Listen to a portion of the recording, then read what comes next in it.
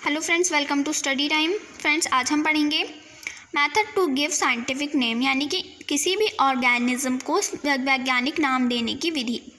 किस तरीके से किसी भी ऑर्गेनिज्म को वैज्ञानिक नाम दिया जाता है, आज हम पढ़ेंगे। तो चलिए स्टार्ट करते हैं। फर्स्ट पॉइंट है, जीव का वंश नाम उसके वैज्ञानिक नाम का पहला शब्द होता है और दूसरा शब्द उसका जाति संकेत पद होता है।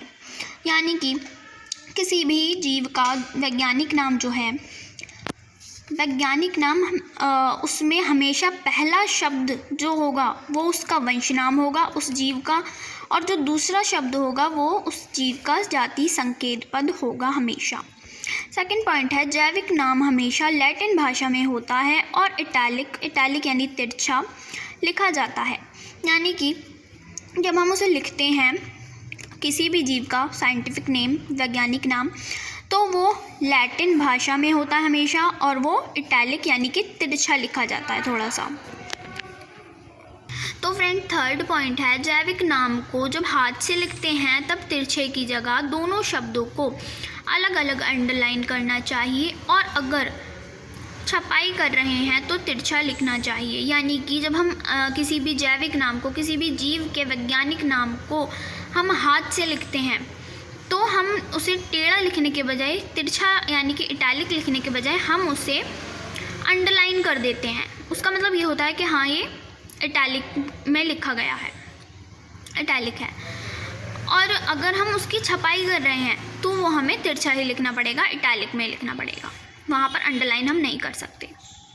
उसके बाद फ्रेंड्स, फोर्थ पॉइंट है, पहला अक्षर जो वंश नाम है वह बड़े अक्षरों में होना चाहिए, जबकि जाति संकेत पद में पहला अक्षर छोटा होना चाहिए।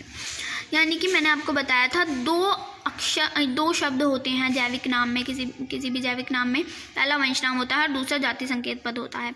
तो जब हम वंश नाम लिखेंगे तो उसका वह बड़े अक्षरों में होना चाहिए, जबकि जाति संकेत पद में पहला अक्षर छोटा होना चाहिए। यानी कि जब हम उसका वंश नाम लिखेंगे तो वह बड़े अक्षरों में होना चाहिए, और जाति संकेत पद में पहला अक्षर जो है वो छोटा होना चाहिए। यानी कि पहले अक्षर की बात हो रही है, पूरे शब्द की बात नहीं हो रही है। उसका जो वंश नाम का पहला अक्षर जो होगा वो होगा बड़े अक्षरों में, और जाति संकेत पद का जो पहला अक्षर है वो होगा छोटे अक्षर में होना चाहिए। तो फ्रेंड्स, अगर हम संक्षेप में अगर किसी भी जीव का यानी कि जैविक वैज्ञानिक नाम लिखते हैं तो उसके जैविक नाम लिखें तो नाम के बाद उसके लेखक का नाम भी लिखा जाता है। यानी कि अगर हम उसे संक्षेप में लिखते हैं वैज्ञानिक नाम को, तो वहाँ पर हम उसके वैज्ञानिक का नाम भी लिख सकते हैं, लेखक का।